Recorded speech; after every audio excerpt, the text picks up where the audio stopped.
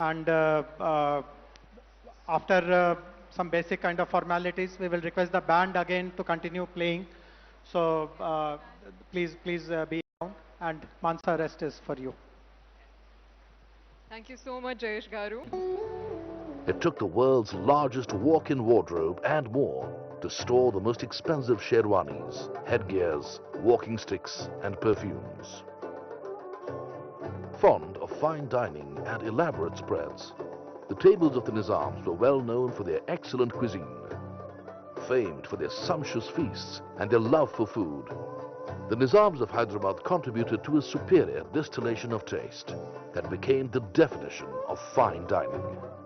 From shorbas and kebabs, pilafs and biryani, kulchas and roti, to halim, dum food and rich desserts, all adorned the Nawabi platter.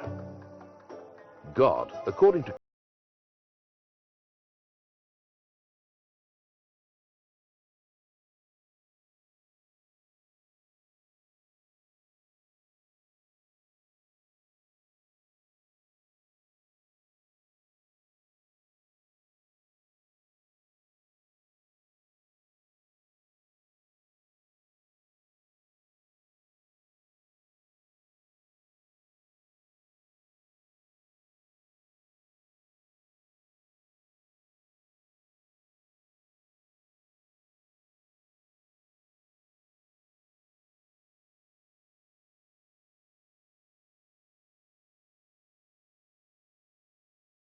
not less than 350 million US dollars during that time. With the extraordinary 7th Nizam, Mir Osman Ali Khan, the state got an able administrator and a visionary. Hyderabad witnessed the peak of its cultural, economic and administrative development. It was his leadership that was instrumental in bringing law, tax and judicial reforms, introduction of electricity, railways, roadways, airways and irrigation projects that led to the rapid economic development of the state. He initiated the establishment of new and magnificent edifices throughout the state, including business centers. He patronized education and the sciences, and the development and building of hospitals and museums took place throughout the state during his reign. He started his own bank, the Hyderabad State Bank, as the state's central bank, which managed the Osmania Sikka, the currency of the Hyderabad state issued by him. He encouraged financial reform, maintained a private army, acquired a major railway network, and led his state with great precision. It was his able leadership that brought great financial stability to the state, and also made him the wealthiest man in the world, and featured him in the Time magazine. Nizam Osman Ali Khan nominated his grandson, Mukarram Jah, as the next titled Nizam of Hyderabad. Born in France to a Turkish mother, son of Azam Jah and Duru Shevar, the Princess of Berar and daughter of the last Caliph of the Ottoman Empire. The young prince did his schooling from Doon School and then went to England to finish his studies at Cambridge, followed by the London School of Economics and training at the Royal Military Academy at Sandhurst. It was during this time in England that Prince Jah met the elegant and aristocratic Turkish princess Ezra for the first time. The princess was training to become an architect in London after studying architecture in Florence for the last 2 years. Destiny brought them together, and Princess Ezra of the aristocratic Turkish family got married to the prince of the Asaf Jahi dynasty, Nizam Mukarram Jah. Pandit Jawaharlal Nehru, the then Prime Minister, was a close family friend of the Nizams and was instrumental in obtaining the 7th Nizam's approval of the marriage that took place in London.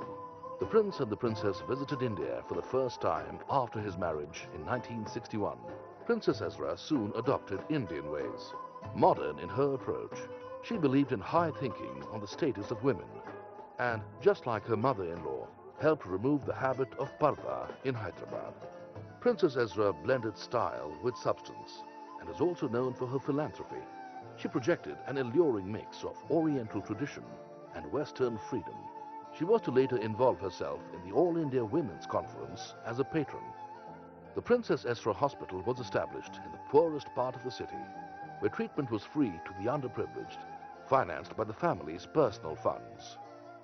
The Chowmahalla Palace, which was built in 1750, was one of the finest royal residences in India and a central location for the White Mughals. It was reputed to be a more refined version of the Shah of Iran's palace in Tehran and was often compared to the enchanted gardens of the Arabian Nights. Built over 200 years ago, Chowmahalla Palace is renowned for its unique style and elegance. A synthesis of many architectural styles and influences, it however faded with the lost Nizams into history. The beautiful gardens surrounding the large marble cistern, the fountains which on moonlit nights could be compared to the gardens of the Arabian Nights, missed their masters. It was in 2001 when Princess Ezra got back to her old love, architecture. She meticulously restored the palace complex, giving back a unique cultural heritage to a city that already had a great history.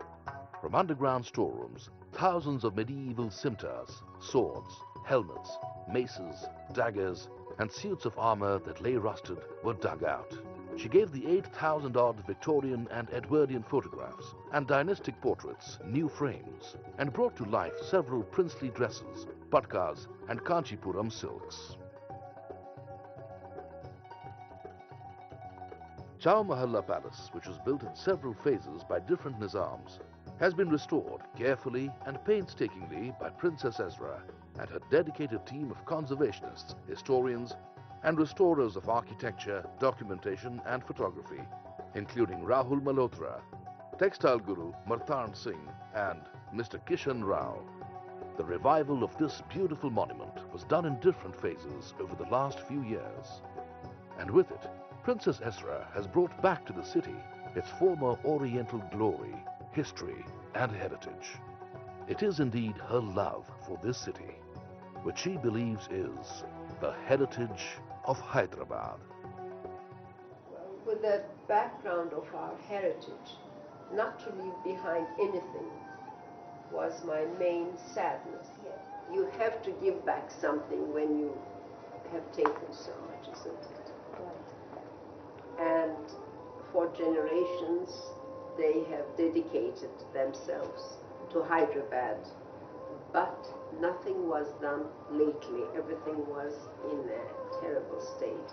And I felt we have to give back to Hyderabad and to the people something of its heritage.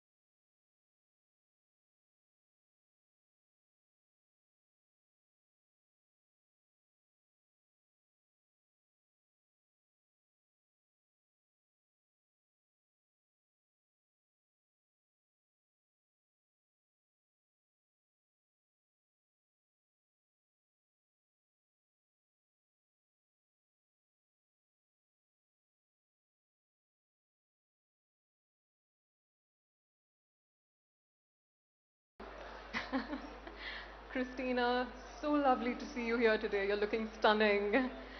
Would love to know how Hyderabad's been treating you. Good evening, everyone. Hyderabad is treating me so well. I said once I got here that I feel like I'm treated like I got just home. And I cannot imagine better welcoming dinner than here in Chowmahalla Palace. While we were arriving, it felt just magical, like a fairy tale, and everyone and everything is looking just perfect. So I would like to say big thank you to Telangana for having us, for hosting us, and to have the chance to show the hidden gems to the world, because you really have a lot to offer and the world needs to see it, from the waterfalls, from the natural beautiful things, and as well the culture. You have beautiful handlooms, you have really so many things to offer, and I had a chance to see a few, but I know you have a lot more and we're all so excited to explore that. Thank you once again. How lovely, Christina. 1 week in Hyderabad and you've already experienced so much of its beauty. Wonderful to hear. Nandini, how are you? Well, how are you? Super good. One sister to another. How are you feeling? Namaste, everyone. Namaste to all the dignitaries present here and to my cherished Miss World organization and my fellow Miss World sisters. I would like to welcome you on behalf of India to Hyderabad, Telangana. This one place, it's where dreams will be crowned, and I'm sure that the best one will prevail. I would like to tell you that India is a place where it is about ancient wisdom and modern marvels. A place which is resilient, radiant, strong, and soulful. If I talk a lot about India, I think I'll keep on going. But one thing I'll tell you is that Hyderabad and Telangana is a place where there's creativity, where there's craftsmanship, the intricacies in the artistry, and it's a place where you'll see the perfect balance of progress and modernity and traditions hand in hand. I will tell one thing that in my culture in India, we believe in Vasudev Kutumbakam, which is world is one family. And in Miss World, we believe in one world, one dream. I hope that with that, we are standing beyond borders, beyond countries here in Telangana, where I think we will take a lot more memories, a lot more love, and a lot of love back from here. And I would like to thank to Miss World organization, to the entire police department, and to the Telangana tourism and government. What you're doing for us, yesterday was a Buddhavanam visit. I saw all the policemen standing on the roads, waiting to give the clearance.